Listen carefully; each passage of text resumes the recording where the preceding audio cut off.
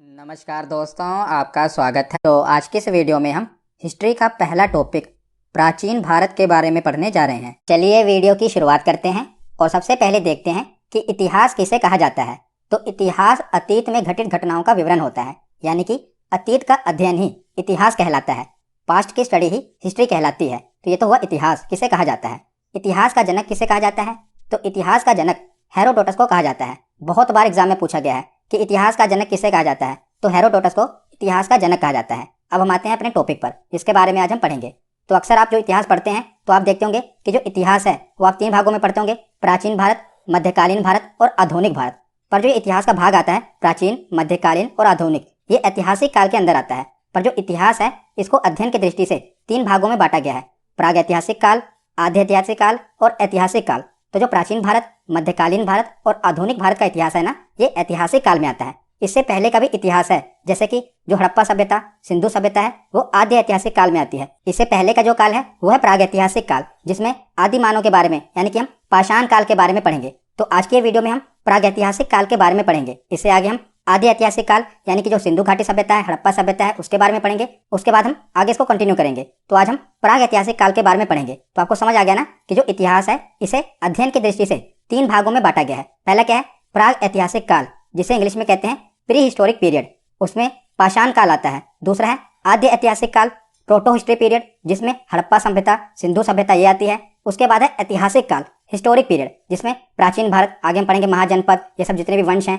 ये सब इसमें आएंगे प्राचीन भारत में। मध्यकालीन भारत, आधुनिक भारत, ये ऐतिहासिक काल में आते हैं। इनसे पहले का भी इतिहास है जो आपके एग्जाम के लिए इंपॉर्टेंट है। तो आज हम शुरुआत करेंगे प्रागैतिहासिक काल से। तो जो प्रागैतिहासिक काल होता है, प्री हिस्टोरिक पीरियड होता है, किसे प्रागैतिहासिक काल कहा जाता है? तो प्राग ऐतिहासिक काल उसे कहा जाता है जिस काल में मानव किसी लिपि और लेखन कला से परिचित नहीं था। मतलब कि इस काल में जो मानव था वो किसी भी लिपि के बारे में नहीं जानता था, वो ना लिखना जानता था ना पढ़ना जानता था। तो उसे प्राग ऐतिहासिक काल कहा जाता है। जैसे कि पाषाण काल, ताम्रकाल। पाषाण काल जो कि पत्थरों का युग हुआ, आदि मानव का युग। ताम्रकाल जबकि तांबे की खोज हुई। तो ये प्राग ऐतिहासिक काल के बारे में आज हम पढ़ेंगे। उसके बाद आता है आदि ऐतिहासिक काल, प्रोटो हिस्ट्री पीरियड। इसमें क्या है कि लिपि से तो परिचित थे, मतलब कि उस समय के जो मानव थे वो लिपि से तो परिचित थे, पर वो जो लिपि उन्होंने लिखी है ना वो हम पढ़ नहीं सकते। जो कि हम सिंधु घाटी सभ्यता में देखते हैं, उस समय की हमें लिपि मिली है। मतलब कि उस समय वो लोग लिपि से तो परिचित थे, वो अपने आप लिखते तो थे और उस समय के लोग उसको समझते भी होंगे, पर उनकी लिपि को हम नहीं समझ सकते। इसीलिए ये आदि ऐतिहासिक काल कहा जाता है, जिसमें उस समय के मानव लिपि से परिचित थे पर उनकी लिपि को हम समझ नहीं सकते। तो वो हड़प्पा सभ्यता हो गई, सिंधु घाटी सभ्यता होगी। उसके बाद का आता है ऐतिहासिक काल, जिसे कहते हैं हिस्टोरिक पीरियड। इसमें मानव किसी न किसी लिपि से परिचित थे और वो लिपि पढ़ी जा सकती है। मतलब कि इस समय के जो मानव थे वो किसी न किसी लिपि से भी परिचित थे और जो उन्होंने लिखा है उसको हम पढ़ भी सकते हैं। तो इसी को हम ऐतिहासिक काल कहते हैं, जिसमें प्राचीन काल आता है, मध्यकालीन भारत का इतिहास आता है, मुगल वंश ये सब। उसके बाद आधुनिक भारत का इतिहास आता है। ये सब ऐतिहासिक काल में है। तो आशा करता हूँ आपको समझ में आ गया होगा ना, इसीलिए मैंने इसे डायग्राम से सब हम आगे देखते हैं।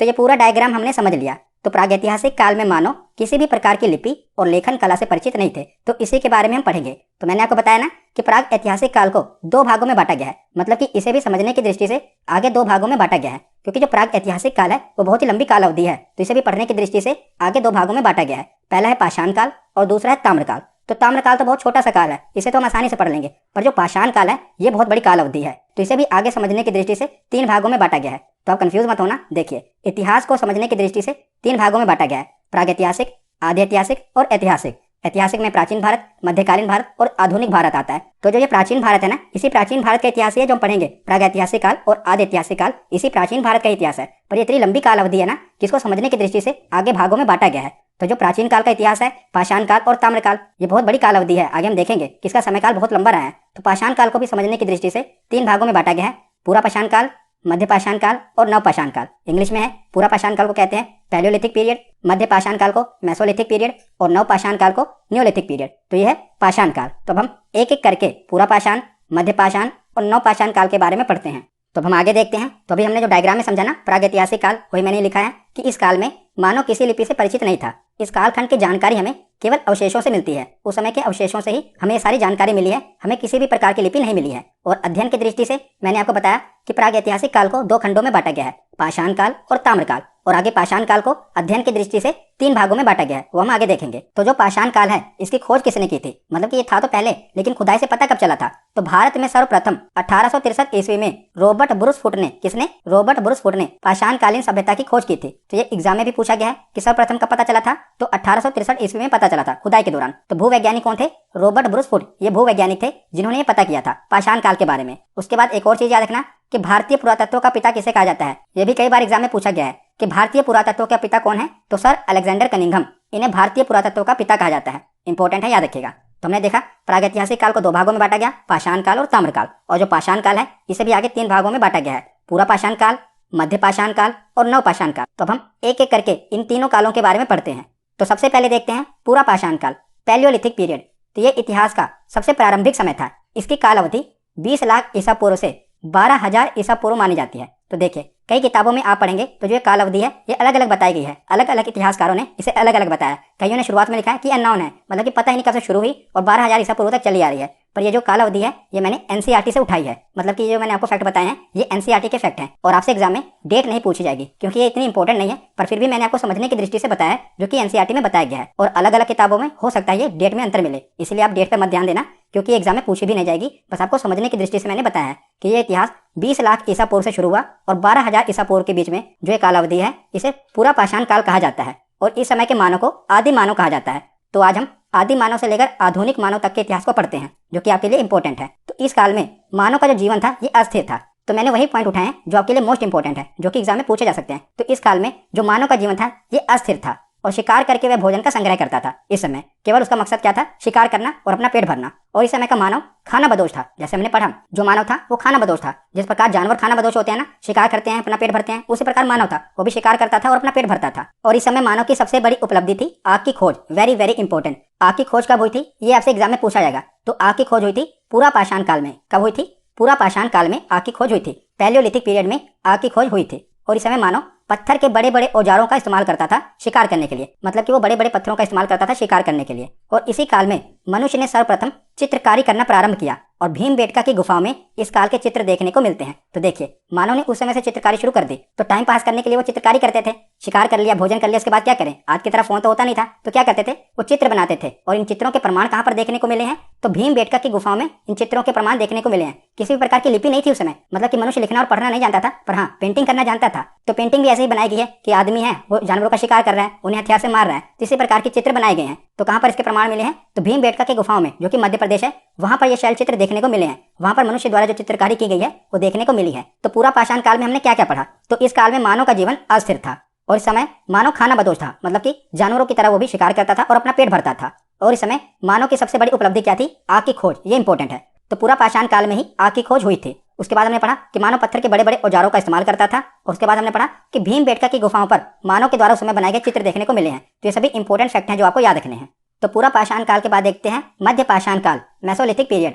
तो यह काल पूरा पाषाण काल और नव पाषाण काल के बीच का काल है। ये संक्रमण काल है और इसकी काल अवधि है 12,000 ईसा पूर्व से लेकर 10,000 ईसा पूर्व। ये मैंने आपको एनसीईआरटी के अकॉर्डिंग बताया है। मैंने आपको बताया ना कि आपको डेट पर इतना ध्यान नहीं देना क्योंकि हो सकता है कि अलग अलग किताबों में अलग अलग दी हो। मैंने आपको एनसीईआरटी के अकॉर्डिंग बताई है, पर एग्जाम में भी नहीं पूछी जाएगी। पर मैंने आपको समझने की दृष्टि से बता दिया कि 12,000 ईसा पूर्व से लेकर जो 10,000 ईसा पूर्व है इसे मध्य पाषाण काल कहा जाता है। और इस काल में क्या हुआ? तो इस काल में मनुष्य ने पशुपालन करना आरंभ कर दिया। इंपॉर्टेंट है। तो पशुपालन कब आरंभ किया? मध्य पाषाण काल में आरंभ किया। पर विधिवत तरीके से देखा जाए, मतलब कि सही तरीके से देखा जाए तो आगे इसके बाद वाले समय में नव पाषाण काल में किया। पर शुरुआत मानव ने कर दी थी मध्य पाषाण काल से ही। उन्होंने पशु पालना आरंभ कर दिया था। और मानव द्वारा पाला गया सबसे पहला जानवर कौन सा था? तो वो कुत्ता था। तो मानव द्वारा सबसे पहला जानवर पाला गया कुत्ता था, क्योंकि जो कुत्ता होता है वो मनुष्यों के अकॉर्डिंग अपने आप को ढाल लेता है और काफी वफादार होता है। तो मनुष्यों द्वारा पाला गया सबसे पहला जानवर कौन सा था? तो कुत्ता था। और इस समय मानव ने छोटे और नुकीले हथियारों का प्रयोग करना शुरू कर दिया था। ये मोस्ट इंपॉर्टेंट है। क्या? कि इस समय मानव ने छोटे और नुकीले हथियारों का उपयोग करना शुरू कर दिया था। और छोटे हथियारों को माइक्रोलिथ कहा जाता है। तो आपसे एग्जाम में ये पूछा जाएगा, देखिए मध्य पाषाण काल में ही मानव ने छोटे और नुकीले हथियारों का प्रयोग किया जिसे माइक्रोलिथ कहा जाता है ना। तो इसे माइक्रोलिथ काल भी कहा जाता है। किसे? मध्य पाषाण काल को ही माइक्रोलिथ काल कहा जाता है। तो आपसे परीक्षा में ये पूछा जाता है कि माइक्रोलिथ काल किस युग को कहा जाता है? तो मध्य पाषाण काल को ही माइक्रोलिथ युग कहा जाता है। याद रखिएगा, इंपॉर्टेंट है। इस समय मानव ने क्या किया था? हमने पीछे देखा कि वो बड़े बड़े औजारों का इस्तेमाल कर रहा था, पर आगे चलकर उसने मध्य पाषाण काल में छोटे और नुकीले हथियारों का उपयोग करना शुरू कर दिया। तो हमने मध्य पाषाण काल में क्या क्या पढ़ा? कि मनुष्य ने पशुपालन करना आरंभ कर दिया और सबसे पहले जो उसने पशु पाला था वो कुत्ता था। और हमने देखा कि इस समय मानव ने छोटे और नुकीले हथियारों का प्रयोग करना शुरू कर दिया था जिसे माइक्रोलिथ कहा जाता है। उसके बाद हम आगे देखते हैं। तो मध्य पाषाण काल के बाद है नव पाषाण काल, नियोलिथिक पीरियड। तो मध्य पाषाण काल के बाद नव पाषाण काल आरंभ होता है और इसकी काल अवधि 10,000 ईसा पूर्व से 3,000 ईसा पूर्व मानी जाती है।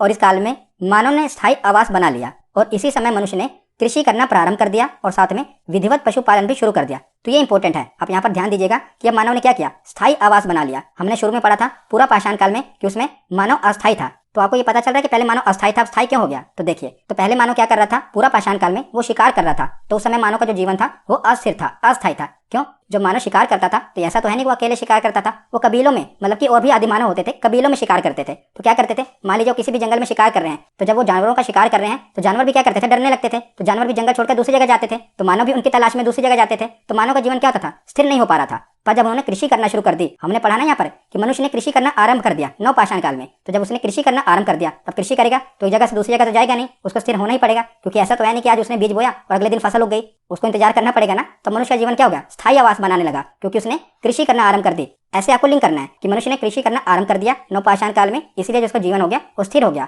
अब वो स्थायी आवास बना के रहने लगा। अब वो विधिवत पशुपालन भी उसने करना शुरू कर दिया। और पहिए की खोज भी मनुष्य ने नवपाषाण काल में ही की थी। ये इंपॉर्टेंट है। एक हमने पढ़ी आग की खोज, वो कब हुई थी, पूरा पाषाण काल में। और यह है पहिए की खोज, ये कब हुई, नवपाषाण काल में। तो डायरेक्ट एग्जाम में यही प्रश्न पूछे जाते हैं कि बताइए पहिए की खोज कब हुई थी, तो नवपाषाण काल में। अब हमने पढ़ लिया, अब आपको भूलेगा नहीं। तो हमने पूरा पाषाण काल, मध्य पाषाण काल और नवपाषाण काल, इन तीनों के बारे में पढ़ा। अब हम आगे देखते हैं। आगे है ताम्रपाषाण काल, चाल्कोलिथिक पीरियड। तो ये इतना इंपॉर्टेंट नहीं है, बस आप इतना जान लीजिए कि जो नवपाषाण काल था ना, उसी को हम ताम्रपाषाण काल कहते हैं। तो नवपाषाण काल के आखिरी समय में ही ताम्रपाषाण युग की शुरुआत हो गई थी। और इस समय मानव ने क्या किया था, तो जैसा कि नाम से क्लियर है, उसने तांबे की खोज कर ली थी, इसीलिए इसे ताम्रपाषाण काल कहा जाता है। तो ये मनुष्य के द्वारा खोजी गई पहली धातु है तांबा। तो इसी समय मनुष्य ने तांबे की खोज कर ली थी। और इस काल में मनुष्य ने पत्थरों के साथ साथ तांबे के उपकरणों का उपयोग भी शुरू कर दिया था। तो मनुष्य पहले पत्थरों के औजार बना रहा था, बाद में जब तांबे की खोज हुई तो उसने अपने औजारों में तांबे का इस्तेमाल करना भी शुरू कर दिया। तो ताम्रपाषाण काल में मनुष्य द्वारा तांबे की खोज कर ली गई। तो हमने प्राग ऐतिहासिक काल के बारे में पढ़ा। अब हम कुछ महत्वपूर्ण तथ्य भी देख लेते हैं। तो सबसे पहले मनुष्य ने कौन सा पालतू जानवर पाला, तो वो कुत्ता है। और सबसे पहले मनुष्य ने कौन सी धातु की खोज की, तो तांबे की खोज सबसे पहले मनुष्य ने की थी। और सबसे पहले मनुष्य ने जौ और गेहूं की खेती की, ये भी इंपॉर्टेंट है। तो आगे आप और भी कुछ इंपॉर्टेंट फैक्ट देख लीजिए जो कि डायरेक्ट एग्जाम में पूछे जाते हैं। तो मेहरगढ़ एक जगह है जो कि अब बलूचिस्तान में है। मनुष्य ने सबसे पहले कृषि यहीं पर की थी। तो इंपॉर्टेंट है, मनुष्य ने सबसे पहले कृषि कहाँ की थी, इसके प्रमाण कहाँ पर देखने को मिलते हैं, मेहरगढ़ में, जो कि अब पाकिस्तान के बलूचिस्तान में है। पाकिस्तान का हिस्सा है बलूचिस्तान, वहीं पर सबसे पहले मनुष्य ने कृषि की थी। इसके प्रमाण कहाँ मिलते हैं, मेहरगढ़ में, इंपॉर्टेंट है। उसके बाद है बुर्ज होम, जो कि वर्तमान में कश्मीर में है। यहाँ पर मनुष्य जमीन के अंदर गड्ढा बनाकर, जिसे गर्त आवास कहा जाता है, में रहता था। और यहाँ पर मनुष्य के साथ कुत्ते को भी दफनाए जाने के प्रमाण मिलते हैं। कहाँ पर, बुर्ज होम में देखने को मिलते हैं। तो बुर्ज होम जो कि कश्मीर में है, तो यहाँ पर ठंड पड़ती थी। तो ठंड में क्या होता था, जो वहाँ के जानवर हैं जैसे कि कुत्ता है, वो गड्ढे बनाकर अंदर गड्ढे में चला जाता था, वहाँ पर रहता था। तो मनुष्य ने भी क्या किया, आदि मानव ने भी उसको देखा और उसने भी उसी प्रकार ठंडी हवा से बचने के लिए गड्ढे बनाकर उसमें रहने लगा। तो यहाँ पर गर्त आवास देखने को मिलता है बुर्ज होम में। और यहाँ पर मनुष्य के साथ कुत्ते को दफनाए जाने के भी प्रमाण मिले हैं। ये भी एग्जाम में पूछा गया है, इसलिए मैंने कवर किया है। तो गर्त आवास कहाँ देखने को मिले हैं, बुर्ज होम में। क्यों देखने को मिले, मैंने आपको समझा दिया। ठंडी हवाओं से बचने के लिए मनुष्य ने क्या किया, गड्ढे खोदकर उसमें रहना शुरू कर दिया। तो बुर्ज होम में इसके प्रमाण मिले हैं। उसके बाद है कोल ढेवा, जो कि वर्तमान में उत्तर प्रदेश में है। सबसे पहले चावल के प्रमाण यहाँ पर मिले हैं, यानी कि चावल जो अन्न है उसके सबसे पहले प्रमाण कहाँ पर देखने को मिले हैं, कोल ढेवा में देखने को मिले हैं, जो कि वर्तमान में उत्तर प्रदेश में है। उसके बाद है भीमबेटका, ये मैंने आपको बताया ना, गुफाएं मध्य प्रदेश में है। तो भीमबेटका की गुफाओं में मनुष्य द्वारा बनाए गए सबसे पहले शैल चित्रों का प्रमाण देखने को मिला है। तो हमने क्या क्या पढ़ा कि जो मेहरगढ़ है,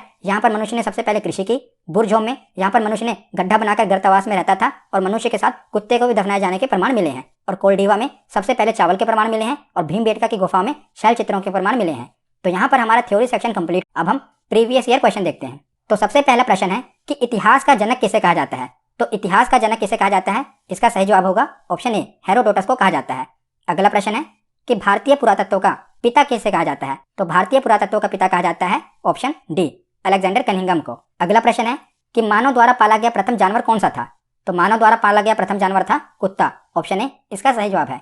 अगला प्रश्न है कि किस काल को माइक्रोलिथ कहा जाता है। तो मैंने आपको बताया था ना, किस काल को माइक्रोलिथ कहा जाता है, जब मनुष्य ने छोटे छोटे और नुकीले हथियारों का इस्तेमाल करना शुरू कर दिया था। तो ऑप्शन बी, मध्य पाषाण काल को माइक्रोलिथ कहा जाता है।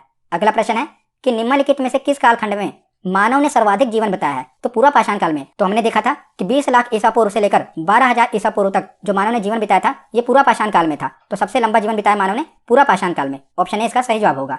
अगला प्रश्न है कि मानव द्वारा खोजी गई सबसे पहली धातु कौन सी थी। तो सबसे पहली धातु थी ऑप्शन बी, तांबा थी। अगला प्रश्न है कि सबसे पहले कृषि के प्रमाण कहां पर देखने को मिले हैं। तो मैंने अभी आपको पढ़ा कि सबसे पहले कृषि के प्रमाण कहां पर देखने को मिले, मेहरगढ़ में, ऑप्शन बी इसका सही जवाब है, जो बलूचिस्तान में है। अगला प्रश्न है कि सबसे पहले चावल के साक्ष्य कहां पर देखने को मिले हैं। तो सबसे पहले चावल के साक्ष्य कहां पर देखने को मिले हैं, तो ऑप्शन है कोल्ढिवा, जो कि वर्तमान में उत्तर प्रदेश में है, यहाँ पर देखने को मिले हैं। अगला प्रश्न है कि आग का आविष्कार किस काल में हुआ? तो आग का आविष्कार किस काल में हुआ था? तो ये पूरा पाषाण काल में हुआ था। ऑप्शन ए इसका सही जवाब है। अगला प्रश्न है पहिए का आविष्कार किस काल में हुआ था? तो आग का आविष्कार पूरा पाषाण काल में हुआ था और पहिए का आविष्कार नवपाषाण काल में हुआ था। ऑप्शन बी इसका सही जवाब है। अगला प्रश्न है कि कहां पर मानव गड्ढे खोदकर निवास करता है? इसके प्रमाण कहां पर देखने को मिले हैं? तो इसके प्रमाण देखने को मिले हैं बुर्ज होम में, जो कि वर्तमान में कश्मीर में है। ऑप्शन सी इसका सही जवाब होगा। आज का आखिरी प्रश्न है कि भीमबेटका की गुफाएं किसके लिए प्रसिद्ध हैं? तो भीमबेटका की गुफाएं किसके लिए प्रसिद्ध हैं? तो गुफाओं पे शैलचित्र देखने को मिले हैं। ऑप्शन सी इसका सही जवाब होगा। तो आज की ये वीडियो यहीं पर खत्म होती है। कैसी लगी ये वीडियो कमेंट सेक्शन में जरूर बताना।